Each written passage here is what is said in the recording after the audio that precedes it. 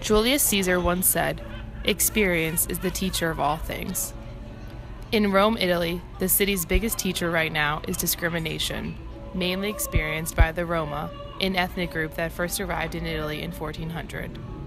The population has been discriminated against ever since. In 2016, prejudice and stereotypes against the Roma are commonly seen throughout Rome. Many Italian citizens believe that they are beggars and thieves never to be trusted.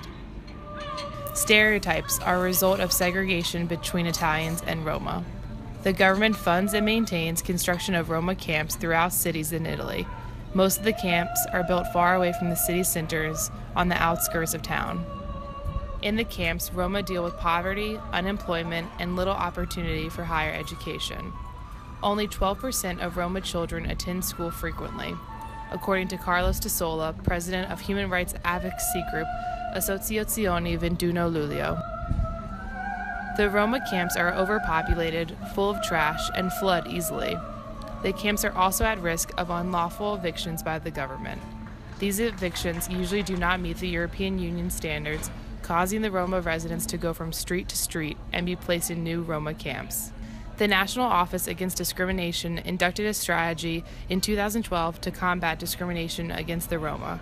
The strategy's main concerns include work, housing, health, and education. But only time will tell how successful the plan will be in combating long-held stereotypes in Italian society. For the Pulitzer Center on Crisis Reporting, I'm Holly Gambrell.